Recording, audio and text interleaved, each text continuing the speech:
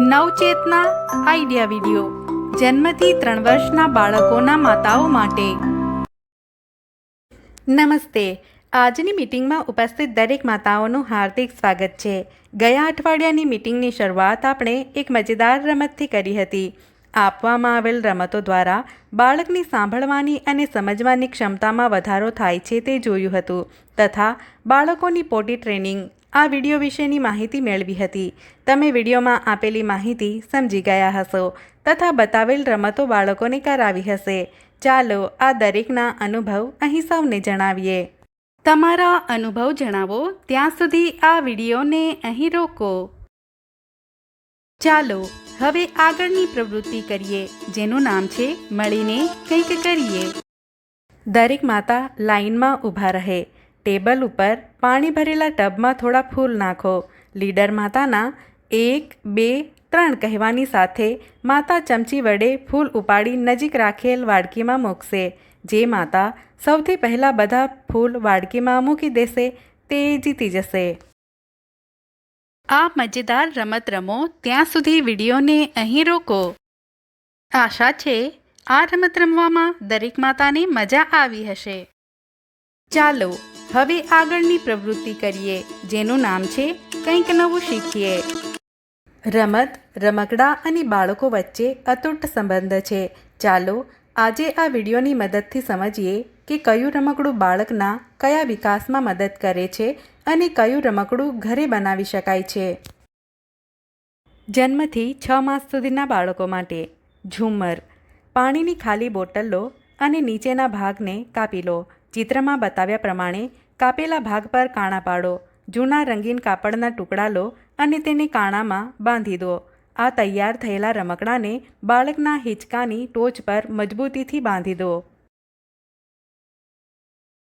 7 થી 12 માસના બાળકો માટે બંગડીઓનો હાર। જાડો દોરો અને થોડી પ્લાસ્ટિકની બંગડીઓ લો। દોરીમાં બંગડીઓને પરોવી બંગડીઓનો હાર બનાવો। તૈયાર કરેલું રમકડું બાળકને રમવા માટે આપો। 13 થી 24 માસ સુધીના બાળકો માટે ડમરું।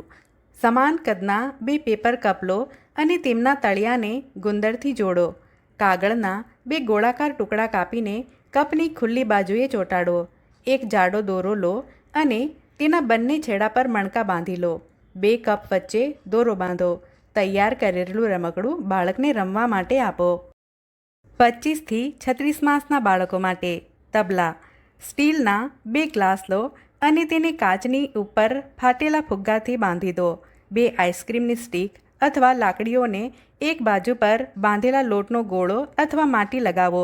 તૈયાર કરેલું રમકડું બાળકને રમવા માટે આપો। આ જાણકારી સમજીએ ત્યાં સુધી વિડીયોને અહીં રોકો। આ જાણકારીનો ફાયદો તમને કેવી રીતે થઈ શકે છે દરેક માતા સમૂહમાં જણાવે। ચાલો હવે આગળની પ્રવૃત્તિ કરીએ જેનું નામ છે ઘરે જઈને બાળકોને કરાવો। બતાવેલ પ્રવૃત્તિઓમાં બાળક સરળ સૂચનાઓનું પાલન કરતા શીખે છે। 7 થી 12 માસના બાળકો માટે આ ઉંમરથી બાળક સરળ સૂચનાઓનું પાલન કરવાનું શરૂ કરી દે છે। જેમ કે ઘરનું કોઈ સભ્ય બાળક સાથે હાથ મિલાવે છે અને હલો કહે છે તો બાળક પણ પ્રતિક્રિયા આપે છે। 13 થી 24 માસના બાળકો માટે આ ઉંમરે બાળક તેને આપવામાં આવેલ સૂચનાઓનું પાલન કરવા લાગે છે। જેમ કે જમતી વખતે બાળકને થાળી લાવવા માટે કહો। 25 થી 36 માસના બાળકો માટે આ ઉંમરે બાળક 1 થી વધુ સૂચનાઓનું પાલન કરવા લાગે છે। જેમ કે જમતી વખતે બાળકને થાળી લાવો અને તેને સ્વચ્છ કપડાથી લૂછવા માટે કહો।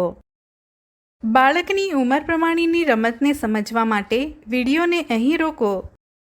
આશા છે તમને તમારા બાળકની ઉંમર પ્રમાણે બાળકને કઈ રમત રમાડવાની છે તે સમજાઈ હશે। આવતા અઠવાડિયાની મીટિંગ થાય ત્યાં સુધી દરરોજ થોડો સમય કાઢીને તમારા બાળકને જરૂરથી રમાડો। આજની પ્રવૃત્તિઓ અહીં પૂરી થાય છે। આવી જ નવી જાણકારીઓ અને પ્રવૃત્તિઓ સાથે આવતા અઠવાડિયે ફરી મળીશું। ત્યાં સુધી તમારું અને તમારા બાળકોનું ધ્યાન રાખજો અને હસતા રમતા રહો। ધન્યવાદ।